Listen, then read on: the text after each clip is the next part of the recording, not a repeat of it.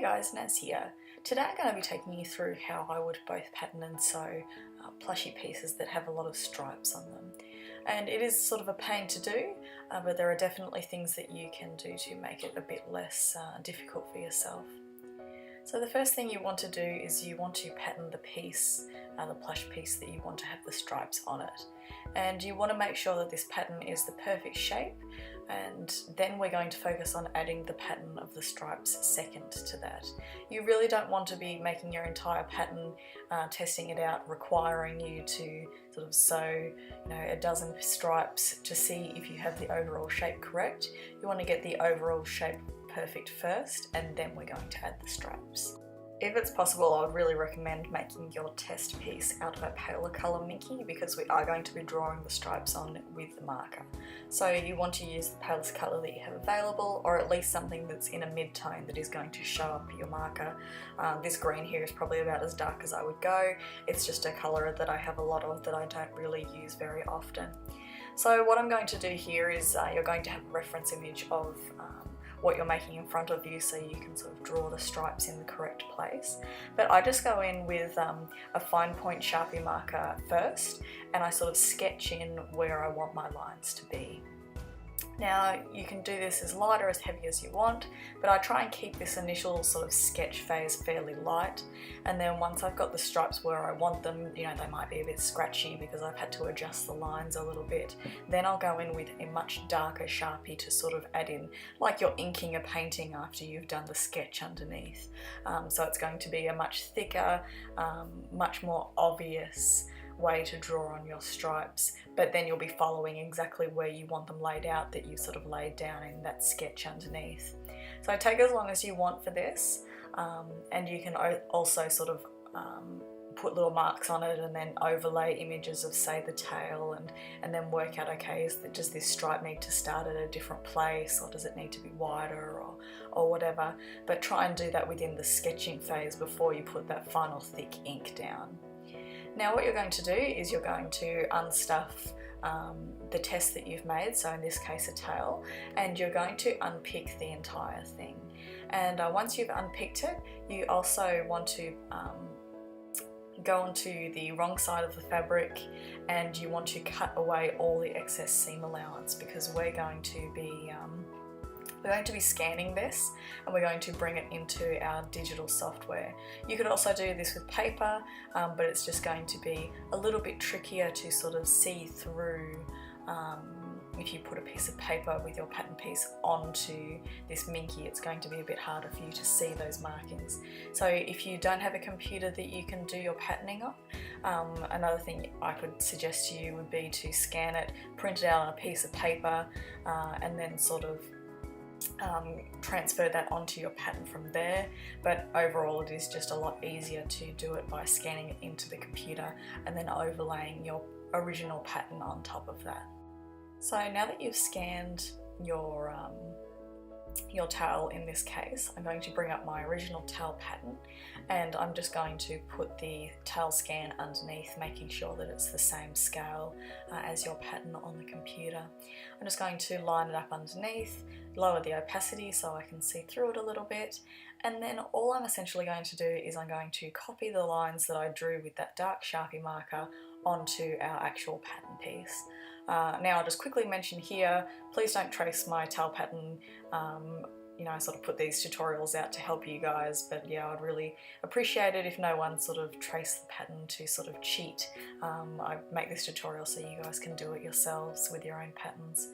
So not very exciting, just going along and tracing all the lines. You can smooth them out a bit. You can see some of my lines might be a bit janky, and I'm just sort of making a more gentle curve. And that can be because you might not have stuffed it correctly, you might have had sort of a little divot in the stuffing at some point, but yeah, you can fix up the smoothness of your lines if you want to in this stage. So after you've finished drawing in all your lines, I like to label all the pieces, so you can do this by the name of the colour, or if you're using a lot of colours that are similar, say you're doing this towel but it's striped pink, green, pink, green, pink, green, I put in numbers or letters just so you have an idea. And it's really important to really label all these pieces because it can get really confusing when you have sort of a dozen pieces of this tail sitting around. You also want to add in some reference markings so that when you pin the tail together, everything lines up correctly. This is really important, so don't skimp out on this stage. You want to sort of add reference markings to join each piece together, probably every inch or so. You want to add a lot more when you are pinning tight curves together because that's the spot where it's going to want to move around the most. You can see here I'm also putting these little reference lines around the outside so that when you have sewn all your stripes together and it's time to sew one piece of the tail side to the other side, you have those reference guides as well. So now we're going to start the fun process of tracing out every single colour on your minky. This is just really time consuming. I'm going to take my marker and I'm going to make sure that I mark in every single one of those little reference lines that I put in when I was making that pattern, and try not to miss out on any. Really double check that you have them and make sure that you put them on both pieces, you know, one facing left and one facing right. You can also put the direction of your nap. Sometimes when you're doing stripes it's not so obvious which way should be up and which way should be down, because you might have stripes that are just plain vertical or plain horizontal. So it's a really good idea to mark the direction of your nap on both your pattern and the final piece, because very many times I've made tails where you've made all the stripes and one colour you've happened to accidentally have the nap facing the wrong way. You have to unpick and redo that stripe and it's a really huge pain. So I know it's a lot to mark, but these tails are a real pain to make, or any stripes are a pain to sew, so try and make it as organised as you possibly can for yourself. So now that you've repeated this for every single colour that you're going to use, you've labelled each colour, you've put all your reference markings on each of them, now you want to go ahead and start pinning them. And I like to do as much pinning as I can in one go before I start sewing, because I just find it more relaxing to do a heap of pinning, then do a heap of sewing rather than doing one colour at a time. This is the point where all those little markings that we put in come into play. You want to pin all those markings first. So you want to make sure that every single one has a corresponding mark to line up to on the other piece.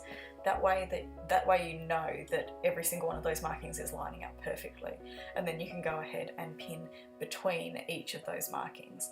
So you might have a marking at each inch, then you can pin on the ½ inch, then I would probably go and pin between the gaps in each of those. Then once you've done that, flip the piece over and then you're going to pin between every single little gap on the opposite side.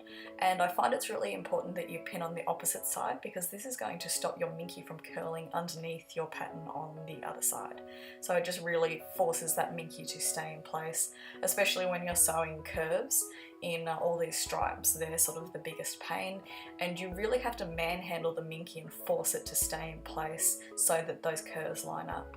So I'll show you now what it looks like when I've finished pinning a piece, just how many pins I put into each of these stripes. And it really shows how much work can go into some of these tails or manes or whatever you're making that's stripy. I just finished a Starlight Glimmer mane, and her mane had, with all the stripes, some of them were double-sided.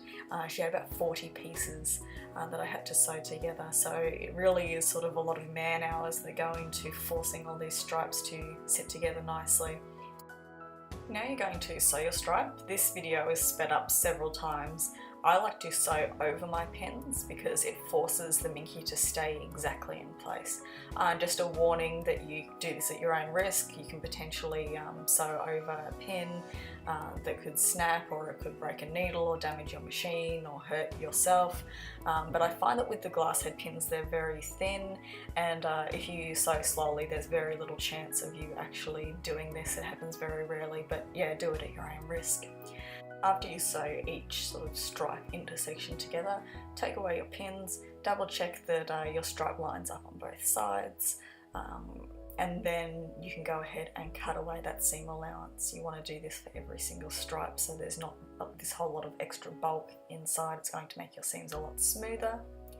One thing that I will add is when you are sewing all these stripes, If you do mess up and your lines aren't lined up perfectly, I would really recommend unpicking that section and redoing it. It is a bit of a pain, but if you do sew these stripes too thin or too thick, or they don't line up properly, it is going to, for one, make your overall pattern not the correct shape, and two, it is going to have some of your stripes looking maybe thicker or thinner or curving in the wrong way or something like that. So just do yourself a favour and be really strict with making sure that each of those lines lines up as perfectly as you possibly can. So once you've sewn all your stripes together, you can sew both of your sides together and you can pin them together using those little references that I put in. And then you want to sort of cut away all your excess seam allowance, and then you just turn your towel inside out. So now is when you get to see sort of the fruits of your labour, and you get to see what these stripes look like when they're essentially finished. So after you do this, you're just going to stuff the towel like you would any other towel. It's really no different. And then we are going to work on finishing the towel just to make those stripes look nice and clean and polished. So now that I've sewn and stuffed the towel, I'm just going to smooth it out. I've stuffed it as nicely as I can, and you can see that the seams need a good brushing. I would highly recommend really brushing out any seams on any plush that you sew, but with these tails it really just makes all the colours look a lot smoother, make the seams a lot less obvious. Obviously there's a colour change there, but you want to sort of make the piece look like it's one single piece rather than sort of having these janky sort of really divoted seams. So I just go in with my cat hair slicker brush, and I'm just going to gently brush out all of my seams, and it's just going to make your towel look a lot smoother, a lot neater, make all those colours fit together a lot better. So I'll usually brush down, I'll brush up, I'll brush side to side, and just repeat that process to sort of tease out all those minky hairs that might be stuck in every single one of those seams. And that's pretty much it. That's how you sew a plush piece with lots and lots of stripes.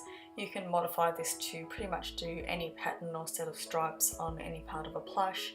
Just follow the same process by starting off by making that plush test in a single colour, drawing on your stripes, extracting them, either scanning or copying them onto your pattern, carefully putting all your reference markings and labelling each of your pieces, sewing them together and finishing them off nicely, and that's pretty much it. So if you have a question, do not hesitate to send me a message privately on Patreon or on any of my social media. I'll do my best to answer you and sort of help you out if I can. I hope you learned a lot from this, and I'll see you guys in the next one. Bye!